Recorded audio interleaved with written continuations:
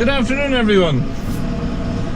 It is Saturday afternoon and I'm back at the Slurry again. I'm spreading on some of our grazing ground here. This was slurried earlier in the year and just spreading on it again. We actually only moved the cattle off this on Thursday evening. We moved them off it, so just getting the slurry now to try and push it on a little bit, get the grass growing in it again. It's usually where we graze one batch of our cows, our suckler cows, and usually the largest batch of suckler cows is always grazed along here, but the grass got away ahead of them because of all the good growth and the good weather. Got away ahead of them a little bit. So what we done was, rather than trying to cut it or make bales off it or something like that, we took down our Friesians down to give them a hand to eat it. So for the past number of weeks, in the far two fields, we had a batch of sucklers, and then in these front two fields here we had all the Friesian bulls. These are the same calves that we reared last year. They were the weanlings that we had over the winter time. If you remember back a couple of weeks ago, I thought we may have had to put some of them in, but we didn't have to put any of them in, luckily enough.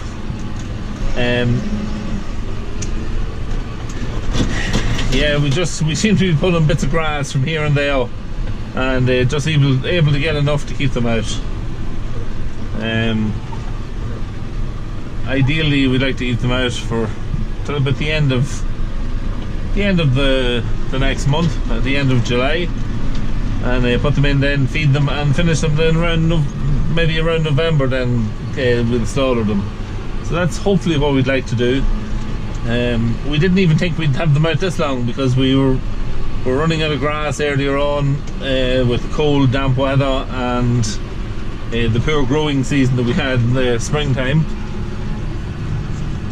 So we thought a few times that we may have to put them in, but we didn't have to. It just transpired that we were able to keep them out, which isn't too bad. This is the final field here now to Slurry. It's a small field here now at the front, and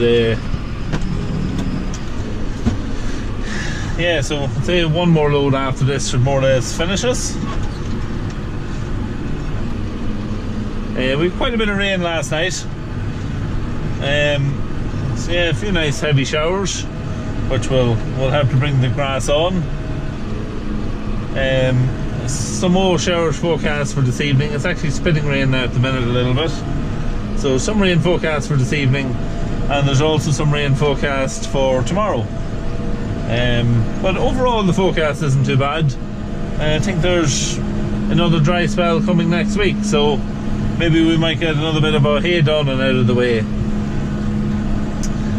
We haven't started drawing any of our bales yet, even though they are all sold, everything we baled last week.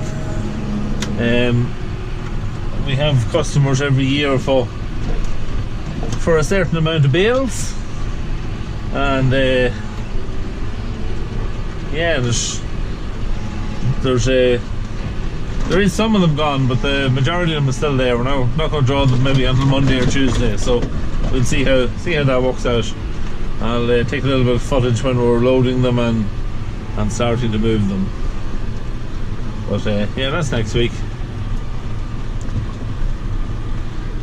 Some test holes dug here for a bit of building work. This is on a farm here, we only have it rented, and I think there's a house going in this front field of it here, so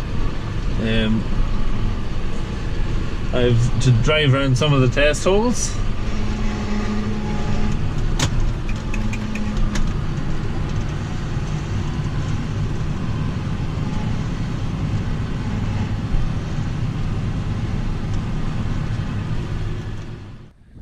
So I'm just finished spreading the slurry.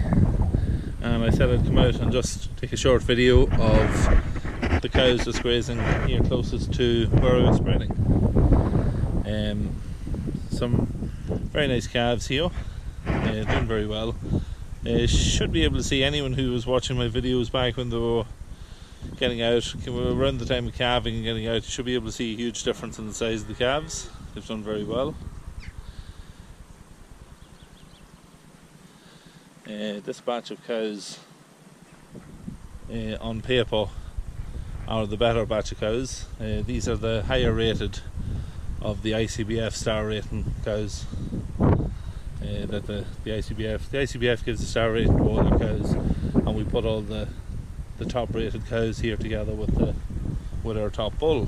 So in theory these should be all the best calves and the best cows. A lot of these are Charlie calves as well. We've done the same last year, so the bull is coming back, but the majority of them is the same cows again. So but yeah, no, they're doing very well. There's some very nice short-horn cows in this batch. And some of them then is across the likes of this girl here. She is actually a daughter of this cow here, believe it or not. So she was out of the limousine bull, this girl here, and now she's running with the Charlie bull, and she's a very, very high rating. This here is one of our oldest cows that we have. She had a little bit of a foot problem a couple of years ago, but it hardened up itself, and yeah, she's one of the quietest in the batch as well. So I'm just up now with the other batch of cows and calves up on the golf course. These, as I say, are the lesser of the star rated cows and calves, so the class has been not as good as the ones that we've just been looking at, but they've also got some of the older calves, which if I walk around here you'll see fairly big calves. There's a couple of wildish ones. They don't look too wild at the minute. This blue one here we're looking at, if we go to move her, her tail goes up in the air and she can be a lot of fun. But yeah, as you can see, like these are doing very well. That's a heifer calf there. Let's just walk around that side. I think this is another heifer here. It is. It's like some lovely heifer calves coming on here. But yeah, they like it up here, there's no doubt about it. That's the kind of sight there you'd like to see. Let's see if I can zoom in on it, where the calf is getting nearly as big as the cow, which is great. It means something's been done right. Not very much to be done with these at the minute. Just check them, make sure they're all here. They don't leave the paddock that they're in. You have to just work on keeping the grass with them. This here grass got a little bit far. It always gets a little far ahead, this grass. It's whatever kind of grass that was planted here when it was a golf course. There's some varieties they'll eat and the other varieties they're not so keen on. So we'll let them eat it down, and just before we move them we'll top it. And that should, once then it's on the ground, they usually ground hoover it up. But yeah, like I said, there's not much for us to do here with them at the minute.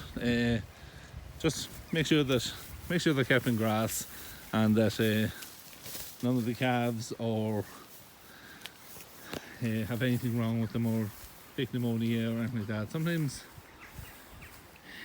when it's very warm during the day, if it gets cool at night, big temperature change, you could have calves and maybe just get a little under the weather. But I have to say, this year we've been very lucky. We've had no issues really at all.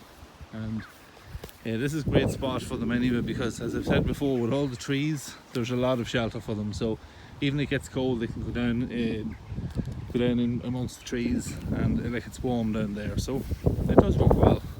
This batch of girls has the limousine bull running with them. As you can see, he's a fairly decent size and good muscle on him. And he has been a very lucky bull, I have to say. Like he ranks in around 5% on the calving rating, the easy calving, which isn't too bad at all. And yeah, he's never really had any foot trouble or health issues as such. Last year we had a warm spell around, it was around May last year, the end of May, similar to this year actually, and he had a little bit of a scald on his foot, just with the hard ground and the warm temperatures. But we took him home, treated him, and he got back a couple of days later and hasn't looked back since.